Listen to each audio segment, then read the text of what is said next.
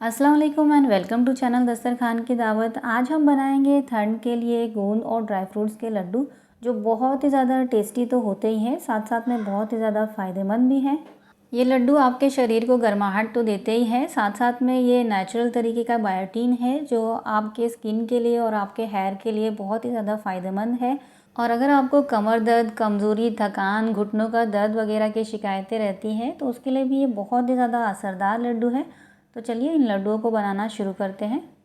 गोंद और dry fruits के लड्डू बनाने के लिए मैंने यहाँ पर 1 कटोरी भर के काजू ले लिया है और उसे सेम कटोरी से माप के मैंने यहाँ पर 1 कटोरी भर के बादाम ले लिया है।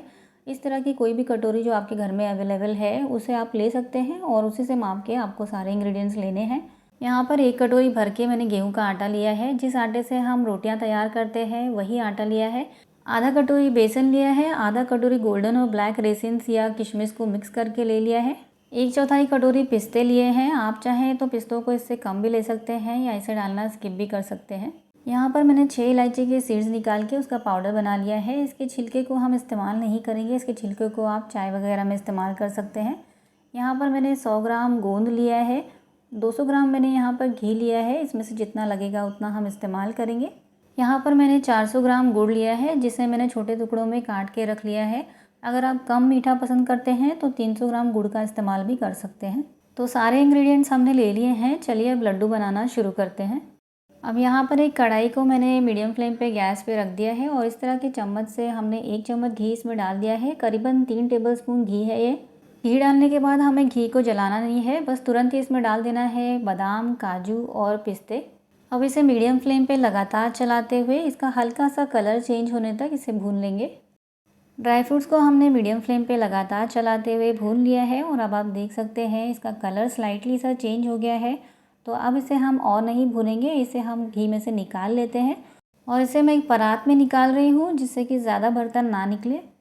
अब यहाँ पर उसी सेम चम्मच से माप के मैंने 1 चम्मच घी फिर से डाल दिया है और अब इसके अंदर हम डाल देंगे आधा कटोरी किशमिश और अब इसे मीडियम फ्लेम पे लगातार चलाते हुए किशमिश के फूलने तक इसे पकाएंगे। कुछ देर बाद जैसा कि आप देख सकते हैं किशमिश जो है बहुत ही अच्छी तरह से फूल गई है। तो इसे हम अलग से निकालेंगे। इसे हम काजू, बादाम और पिस्तों के साथ मिक्स नहीं करेंगे क्योंकि इसे हम ग्राइंड नहीं करने वाले हैं।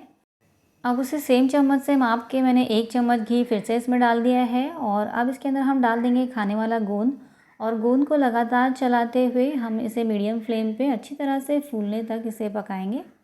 गोंद को हमने मीडियम फ्लेम पे लगातार चलाते हुए पकाया है और अब आप देख सकते हैं गोंद बहुत ही अच्छी तरह से फूल गया है। और इसे चेक करने के लिए आपको एक गोंद लेना है और इसे इस तरह से प्रेस करना है। अगर इस तरह से चूरा हो रहा है तो आपको समझ जाना है कि गोंद बहुत ही अच्छी तरह से पक चुका है। और अब ये जो सारा गोंद है उसे हम एक अलग प्लेट में निकाल लेते हैं क्योंकि हम इसे क्रश करने वाले हैं, इसे हम ग्राइंड नहीं करेंगे। अब उसे सेम कढ़ाई के अंदर हम बाकी का जो सारा बचा हुआ घी है वो डाल देंगे और साथ ही में डाल देंगे 1 कटोरी गेहूं का आटा और आधा कटोरी बेसन। और अब इसे लो मीडियम फ्लेम पे लगातार चलाते हुए इसका एम्बर कलर, गोल्डन ब्राउन जैसा कलर आने तक इसे भूनेंगे। आटे और बेसन को साथ ही में हमने बहुत ही अच्छी तरह से लो मीडियम फ्लेम पे भून लिया है और अब आप देख सकते हैं इसका जो कलर है वो एम्बर कलर हो गया है और ये लिक्विड फॉर्म में आ गया है। तो अब इसे भी हम एक कटोरी में निकाल लेते हैं। तो ये रहे फ्राई किए हुए ड्राई फ्रूट्स और फ्राई किया हुआ गोंद।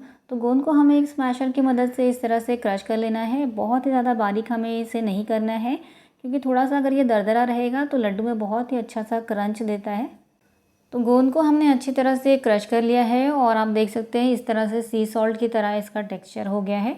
गोंद को हम कुछ देर के लिए साइड में रख देते हैं और चलिए अब ये जो ड्राई फ्रूट्स है उसे ग्राइंड कर लेते हैं।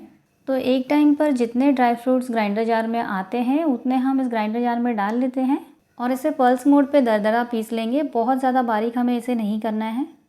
तो ये देखिए ड्राई फ्रूट्स को हमने दरदरा पीस लिया है और अब इसे हम इसी सेम परात के अंदर एक साइड में निकाल लेते हैं।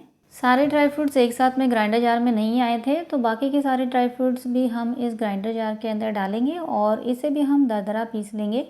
तो बाकी के ड्राई फ्रूट्स को भी हमने दरदरा ग्राइंड कर लिया है, इसे भी हम इसी परात के अंदर निकाल लेते हैं। अब इस परात के अंदर ये जो क्रश किया हुआ गोंद है ये सारा गोंद भी हम इसी के अंदर डाल देते हैं। साथ ही में डाल देंगे इलायची पाउडर और इसी के साथ हम जो फ्राई किया हुआ किशमिश है वो भी इसमें डाल देंगे। अब इसे अच्छी तरह से मिला लेंगे। और अब ये जो भुना हुआ आटा और बेसन है इसे हम अभी इसमें ऐड नहीं करेंगे, इसे हम बाद में ऐड करेंगे। अब यहाँ पर एक कढ़ाई को मैंने मीडियम फ्लेम पे गैस पे चढ़ा दिया है और अब इसके अंदर मैं ऐड कर रही हूँ 1/4 गिलास पानी। बहुत ज़्यादा पानी हमें इसमें नहीं डालना है, बस पानी हमें इसलिए डालना है ताकि जो गुड़ है वो तले में चिपके नहीं और जले नहीं।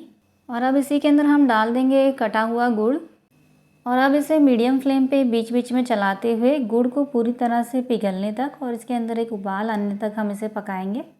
कुछ देर बाद जैसा कि आप देख सकते हैं गुड़ पूरी तरह से पिघल गया है और इसके अंदर उबाल आ गया है। तो अब मैंने गैस के फ्लेम को बंद कर दिया है। अब इसमें हमें ऐड कर देना है गोंद और ड्राई फ्रूट्स वाला मिक्स और इसी के साथ हम इसमें ऐड कर देंगे भुना हुआ आटा और बेसन। और अब हम इसे अच्छी तरह से मिला लेंगे। गैस हमारा बंद है, हम ये जो कर रहे हैं इसे मिलाने का काम वो बंद गैस पे ही कर रहे हैं। तो हमने सारी चीज़ों को अच्छी तरह से मिला लिया है। अब इसे थोड़ा ठंडा होने देंगे। जब ये हल्का सा गर्म रह जाए हाथ लगाने जैसा, तब हम इससे लड्डू तैयार करेंगे। तो लड्डू का मिश्रण अब बस हल्का सा ही गर्म रह गया है, तो इसे आप इस तरह से चम्मच से माप के लड्डू तैयार कर सकते हैं, या तो आप चाहें तो डायरेक्टली इस मिश्रण को हाथों से लेके भी लड्डू तैयार कर सकते हैं। मैंने यहाँ पर लड्डू का थोड़ा सा मिश्रण हाथों में ले लिया है और इस तरह से हाथों में दबाते हुए और हथेली में इस तरह से घुमाते हुए इसे गोल कर लेंगे और फिर लड्डू को चिकना करने के लिए इस तरह से हथेली में घुमाएंगे। इस तरह से हमने एक लड्डू बना के तैयार कर लिए हैं और इसी तरह से हम बाकी के सारे लड्डू भी बना के तैयार कर लेंगे।